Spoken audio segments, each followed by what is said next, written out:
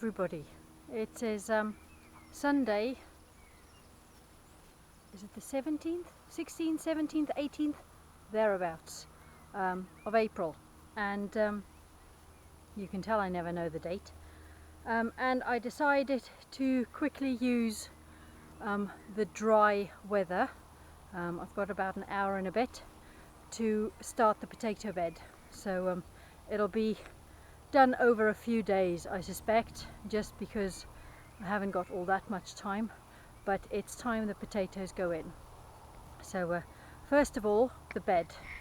Now, as I showed you last time, I still needed to dig this bed, and I needed to harvest the last of the purple sprouting broccoli. So as you can see, I've removed most of the bushes from over there. Well, not bushes, are they? So plants, and there's one here that needs just a tiny little bit more time, but I see the pigeons have been having some of it, so so I will leave that one just for another week or so whilst I start working from this side of the bed. So this needs digging over. I've spread some compost on top. I think it's about 5 wheelbarrows full, so raked out.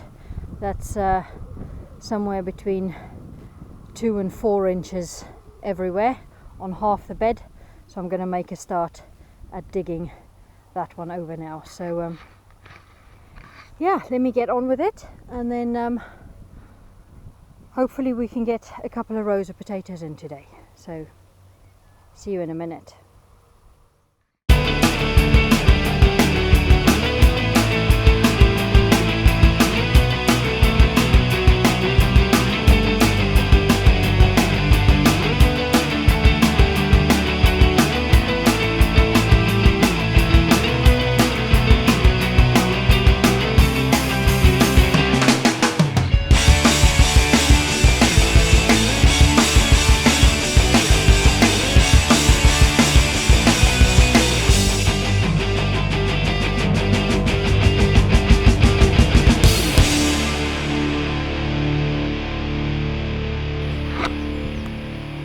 So that's all dug over.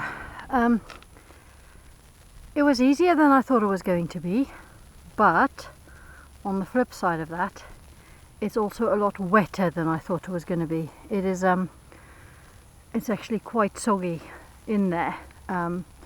So I've decided not to plant the potatoes today. I've dug over half the bed, got lots of air into it, and what I think I'm going to do is I am going to leave it until tomorrow. Now, as far as I'm aware, tomorrow it's not supposed to rain overnight, and it's not supposed to rain tomorrow. Although there won't be any sunshine, it's only supposed to be overcast tomorrow. So what I might do is leave it until tomorrow and then come and get a couple of rows of potatoes in.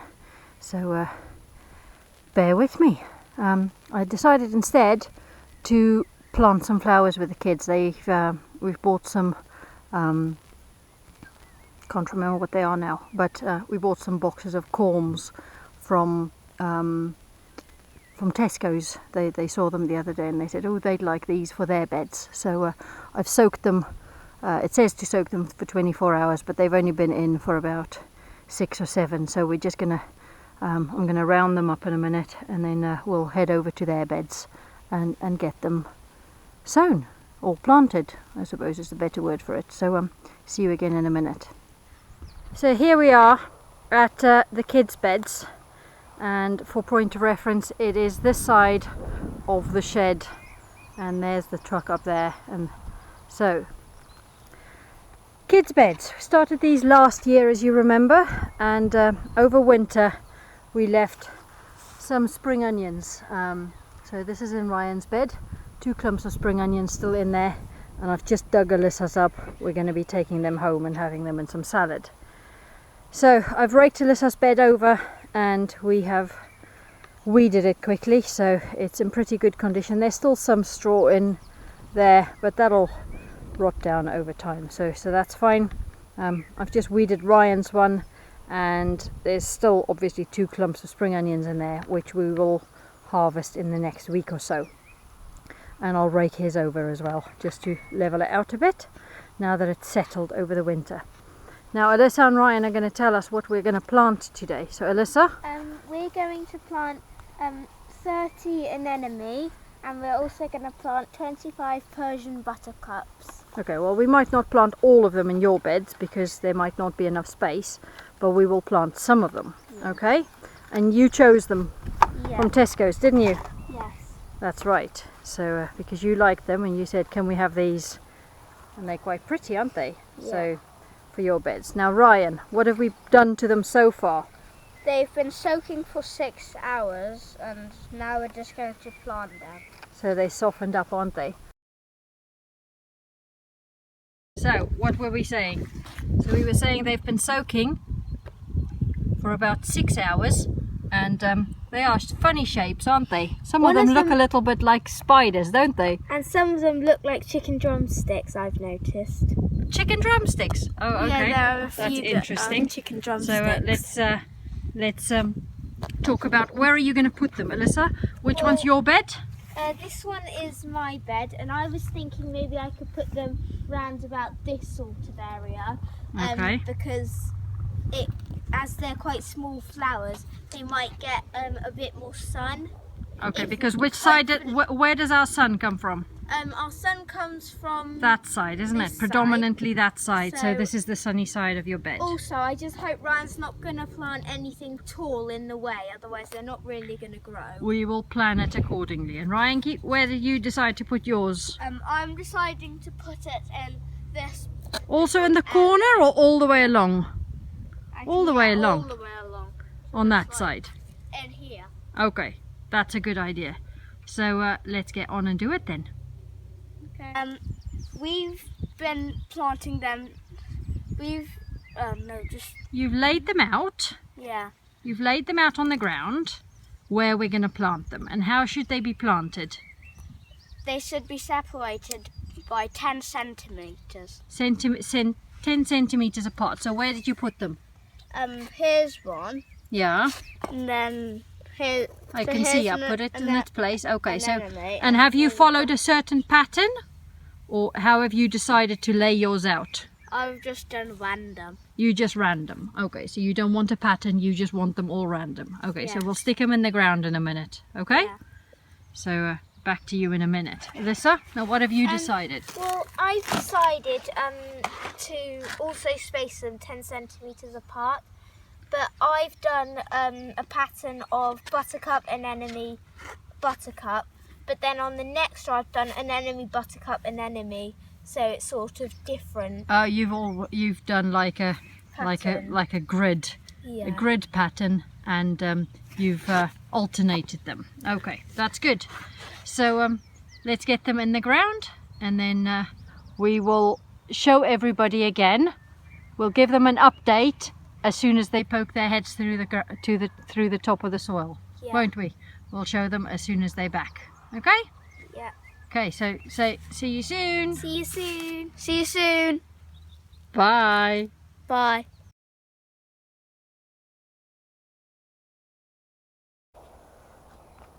So I've made the trench a little bit deeper. So now what needs to happen is the manure needs to go in. So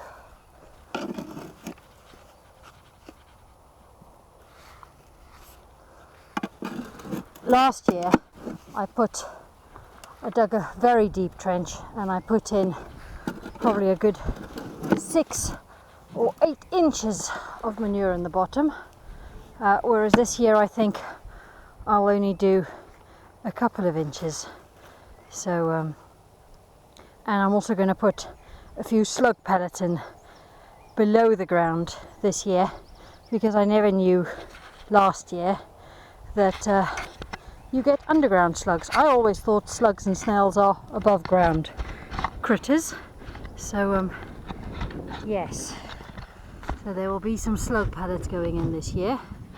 So there's our trench, and I'll leave you there.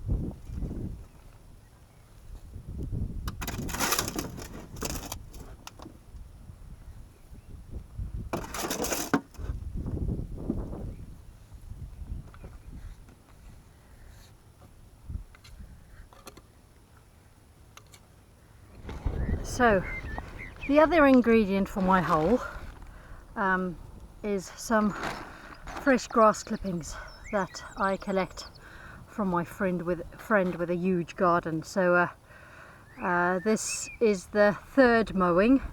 So they always say you don't ever compost or use the first lot of grass clippings in the spring. So I'm playing it safe and I've gone for the third one. So we've got the manure in the trench. Now I'm going to just scatter some grass clippings over the top of that, then the trusty slug and snail pellets, and then my potatoes. So if I show you here, they've been chitting. I've got some good stumpy strong chits on them, and this variety is the trusted Sarpo Mira. So I've got another tray which is in the greenhouse at the moment, so we'll start with this one and see how we get on. So let's get started.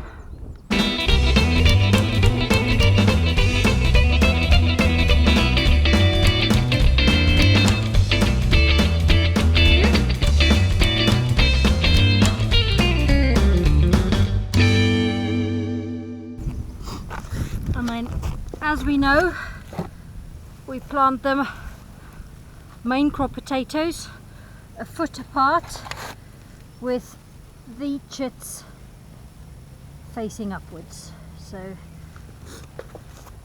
I don't know where I got the grass clipping thing from, somewhere on the internet, can't remember who. And if you can remember, last year I did the manure newspaper sheets and then grass clipping layers, and I'm cutting out the newspaper this year just because I forgot to bring some with me. So no newspapers this year. Nothing for the potatoes to read in case they get bored.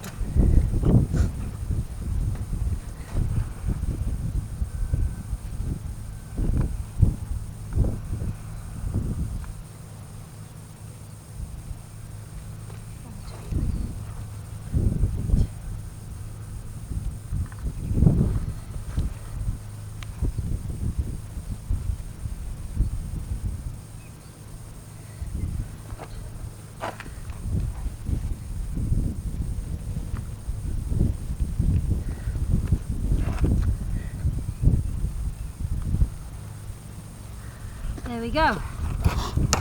So now all that remains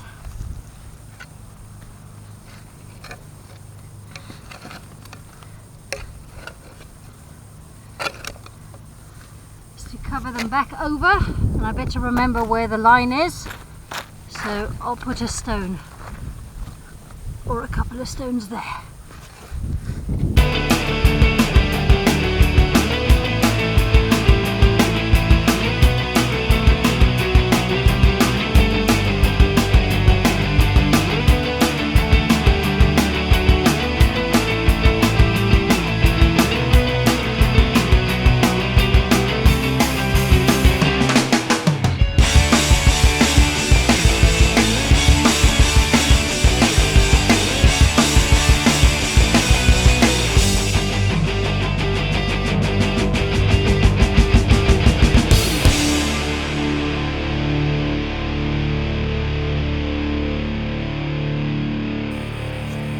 So there we go. I decided halfway through because I still had a mound of earth there, which is more or less where the next row needs to be dug, trench needs to be dug. I decided to just earth them up, so they'll need earthing up eventually anyway, so this might just mean that they take a little while longer to come through, but that's okay.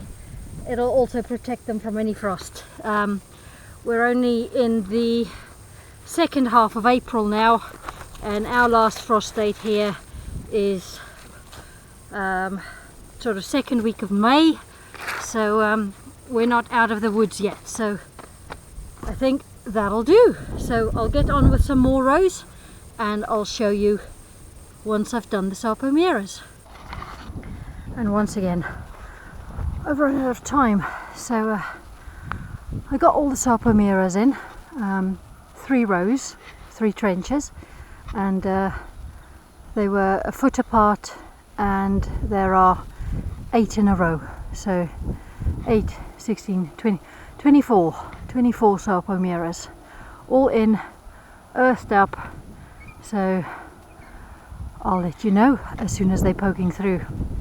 I have also got Desirees and King Edwardses that has to go in over there, 6 more trenches.